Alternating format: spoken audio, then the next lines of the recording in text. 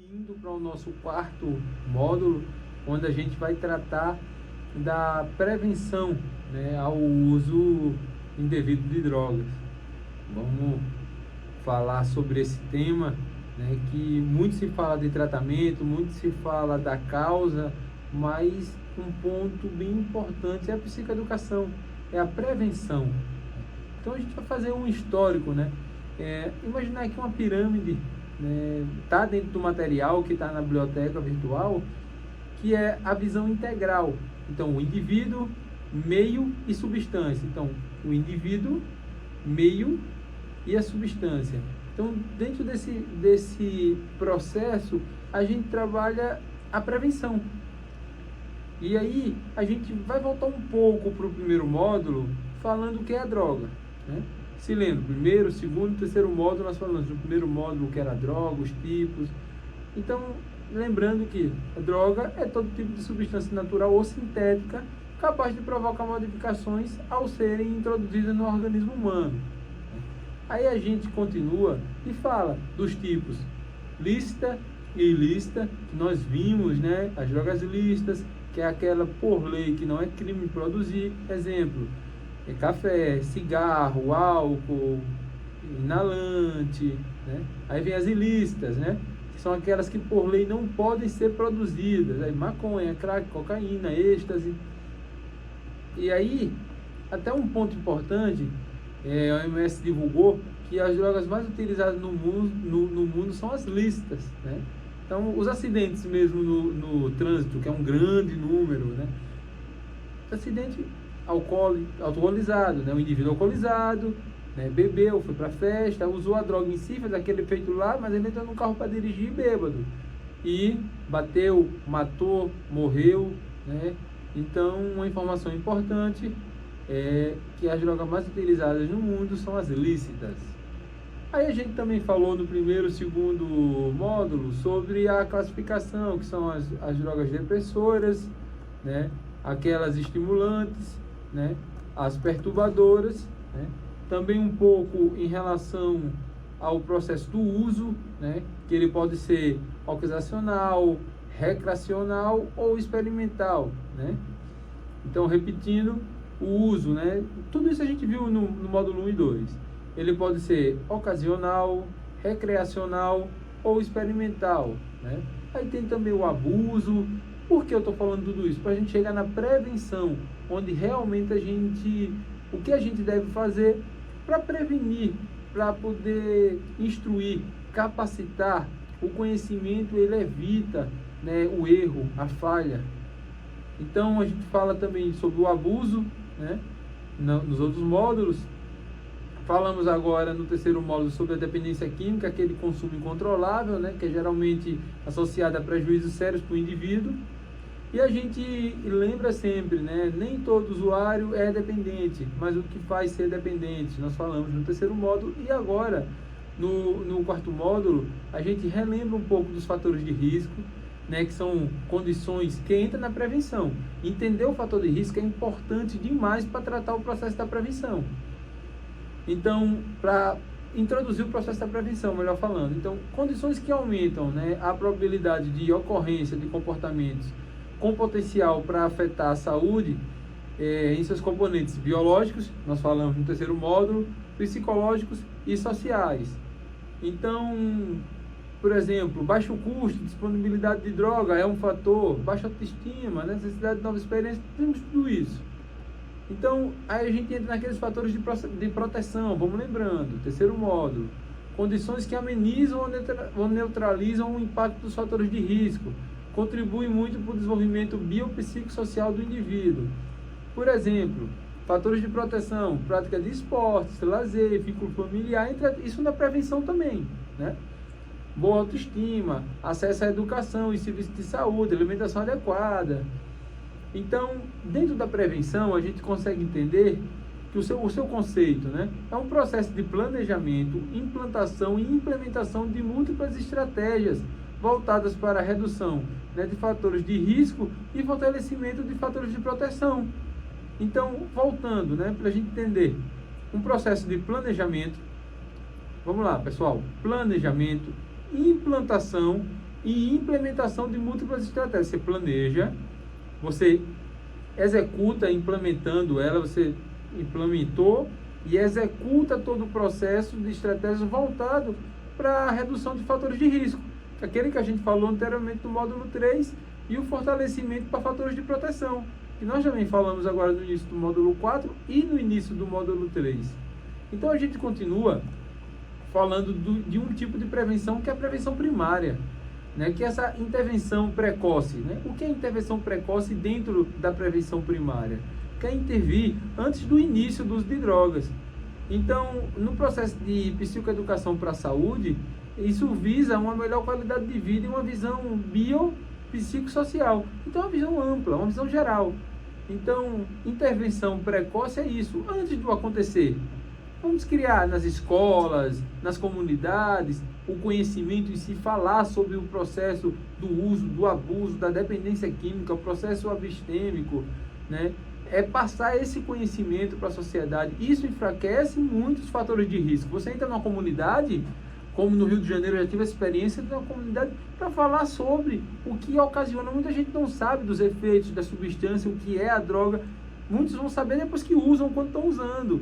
Então, as crianças de 12, 13, 14 anos. Então, enfraquecer esses fatores de risco e fortalecer os fatores de proteção é importantíssimo, através de esportes, atividades físicas, de competições.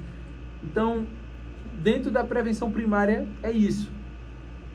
Aí a gente vem para a prevenção secundária, né? Que é impedir a progressão do uso, abuso de substâncias psicoativas para a dependência química.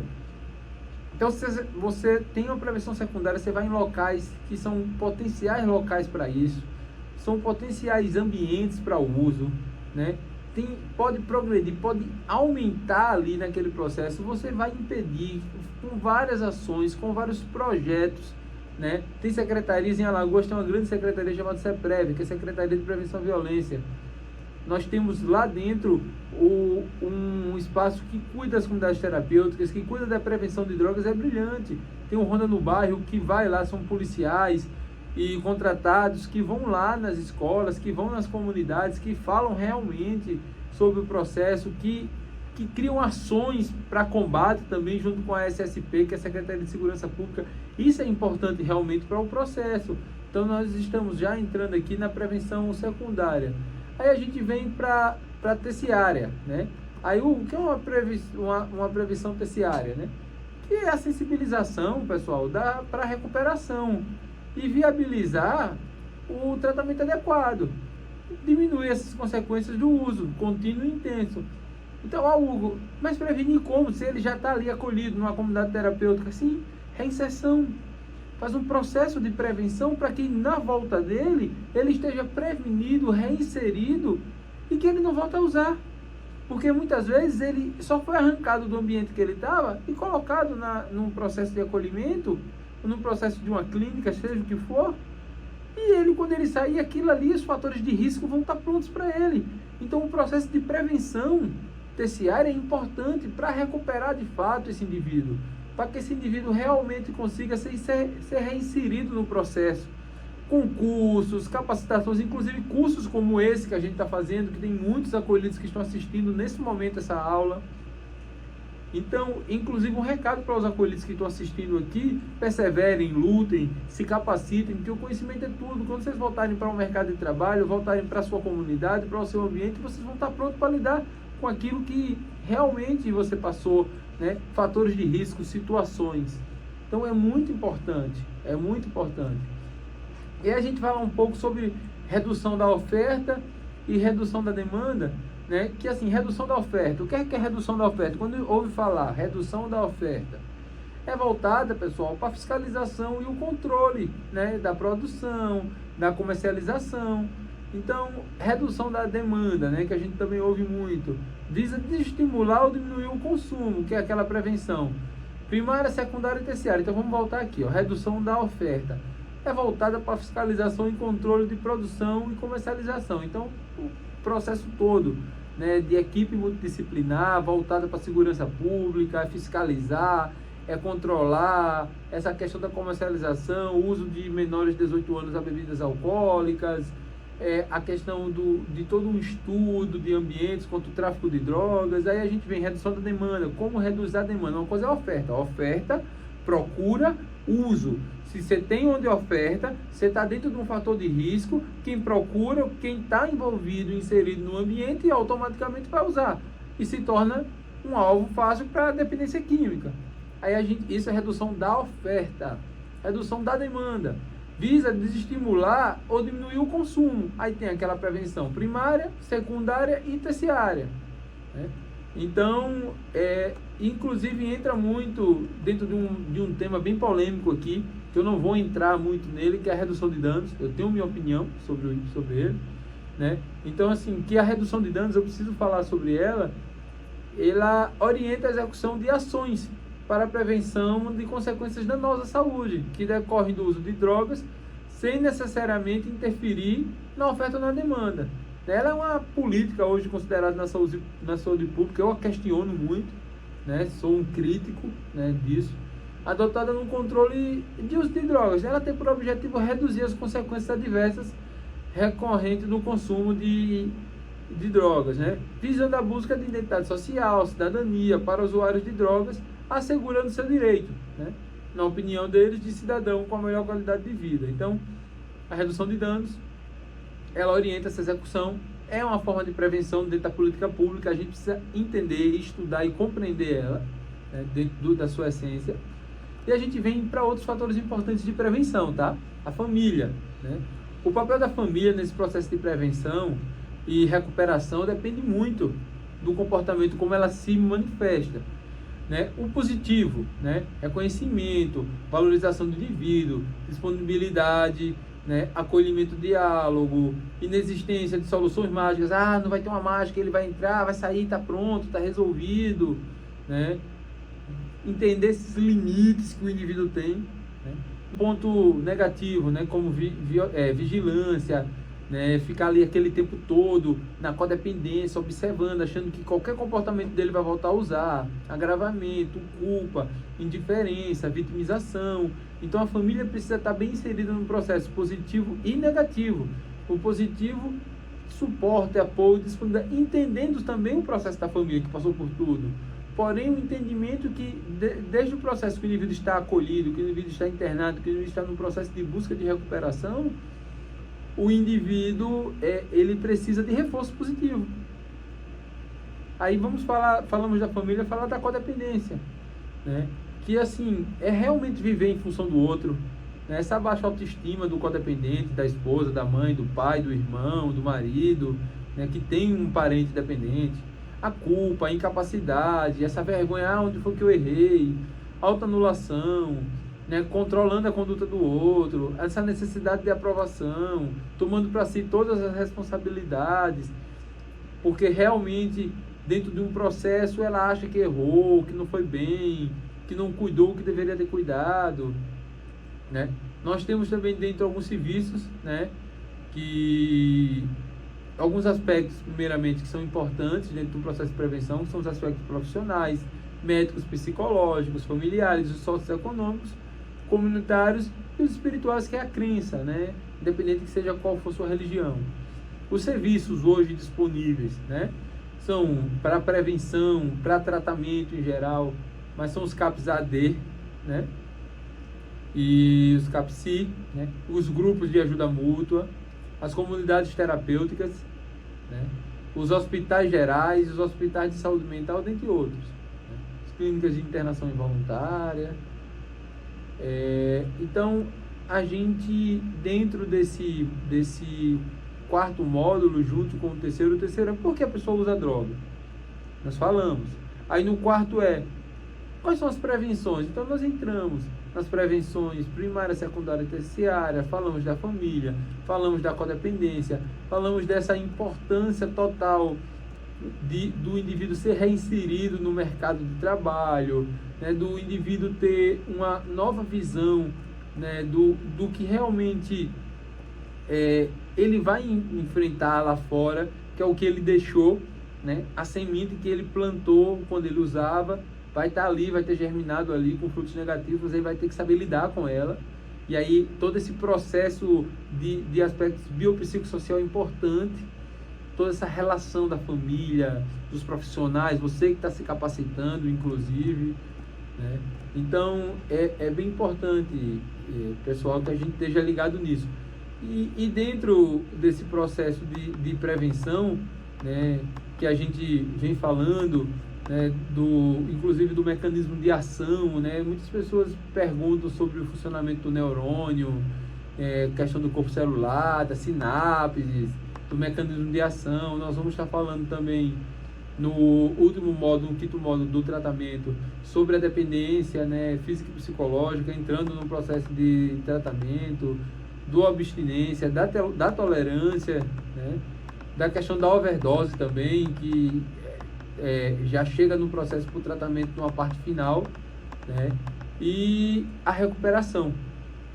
Dentro desse módulo da prevenção, eu quero falar um pouco da recuperação, né, que dentro disso nós temos o apoio familiar, né, as instituições, seja religiosas ou não governamentais, grupos de ajuda, o tratamento médico, as clínicas especializadas. Mas qual a importância da recuperação? O que tem a ver ela com a prevenção? A gente está falando sobre prevenção, sim. A recuperação é um modo de prevenção, porque se a recuperação é bem feita, você está prevenindo o indivíduo para quando ele for reinserido no processo. Quando ele voltar para a vida dele, ele vai estar recuperado num processo de recuperação e com a prevenção dele em dia. Então, eu costumo dizer que aqui começa uma nova vida. Recuperação aqui começa uma nova vida. Então, assim, a ação antecipada, né, dentro do processo da prevenção é importante. Diminuir a chance do problema aparecer, né, caso já exista, né, evitar que piore. Né. Prevenir, pessoal, é abordar o assunto abertamente. O indivíduo precisa ter condições de fazer suas escolhas, de entender e identificar os fatores de risco para minimizar, como a gente falou, biológico, familiar, social, a depressão.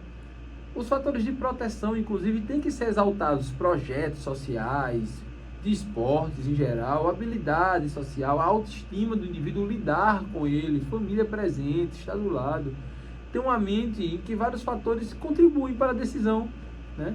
Então, dentro dos fatores relacionados ao uso de droga, né, que a gente vê em prevenção, recuperação, esse de proteção e de risco, eu quero citar um, que é o escolar, que entra muita parte da prevenção escolar, né? O bom desempenho na escola, a importância da gente ir para as escolas, a gente falar do processo nas escolas, né? O bom desempenho escolar, né? A boa inserção e adaptação ao ambiente escolar, ligações fortes com a escola, esse processo de estar ali envolvido em atividade da escola. E de risco quando tem um baixo desenvolvimento, um baixo desempenho, falta de regras claras, né? A exclusão social é importante, esse fator, falta de vínculo com a escola. Então o indivíduo ali gazia a aula, não quer estar na aula, sai, fica ali, junta-se com outros grupos em subgrupos e acaba no uso, né? Então a prevenção é importante. Nós falamos antes da prevenção social, familiar, pessoal e nas escolas agora, né? Então, assim, nós temos vários casos famosos, né, como o Winehouse. Nós temos casos de artistas, de cantores, e quando eles relatam o primeiro uso, não teve um processo de prevenção, de ensinamento, né? Então é importante que a prevenção, dentro das comunidades terapêuticas, porque a prevenção não é só na escola, na rua, não. É também no processo de quem está acolhido, do codependente, da família, de quem está próximo na realidade, das comunidades. É importante essa prevenção, esse conhecimento, esse passar, esse capacitar, né? Então, a gente também tem como forma de prevenção grupos de auto e mútua ajuda, né? Que não é só para recuperar, mas também previne, como Amor Exigente, né? Como Naranon, né? Então, a gente tem algumas situações assim, alguns falam, não entra na onda do seu colega, que só fala assim, experimente dessa vez. Então, no processo de prevenção, a gente tem que estar orientando eles. Não experimente só para agradar o namorado, a namorada, a amiga. Eu já vi isso em várias escolas, em vários locais falando, evita a turma de usuários, mas só falar, pessoal, a gente precisa criar um processo para que o indivíduo absorva a demanda. Não é só falar, não faça. Não faça por quê? Por que eu não vou fazer? Por que eu não vou estar ali? Você sabe o que eu passo Uma vez eu falo assim, não use. Você vai usar por quê? Por que eu não usaria? Ele me questionou. Eu perguntei, porque é algo que vai te fazer mal, mas vai me fazer mal por quê? Eu entrei, a SNC, a dependência, mostrei algumas fotos, ele largou, tinha 12 anos o menino, ele largou, no Rio de Janeiro, largou, e pela honra e a glória de Deus, ele não usou. Hoje, inclusive, ele está terminando o ensino médio. Então, se a gente puder fazer a diferença, a prevenção é isso, é fazer a diferença, é capacitar, é orientar, é ensinar. Então, esse primeiro uso, essa primeira coisa, a gente tem que combater, principalmente com os nossos adolescentes. Então, a gente pegou o nosso primeiro módulo, o segundo módulo, o terceiro falando do porquê a pessoa se torna dependente, e agora falamos sobre a prevenção. Eu espero que tenha ficado claro. O nosso quinto módulo vai ser bem mais extenso, que a gente vai falar sobre o tratamento, sobre os tipos, a recuperação em si, o que é comunidade terapêutica, o que é clínica, como trata, onde trata. Nós vamos agora ter uma prova do terceiro e quarto módulo, né, para ver se todo mundo absorveu a demanda, e vamos continuar. Lembre-se que na biblioteca tem vários livros, estamos abastecendo com mais livros, artigos, e em breve teremos uma aula ao vivo, né, com perguntas para esclarecer, tá bom?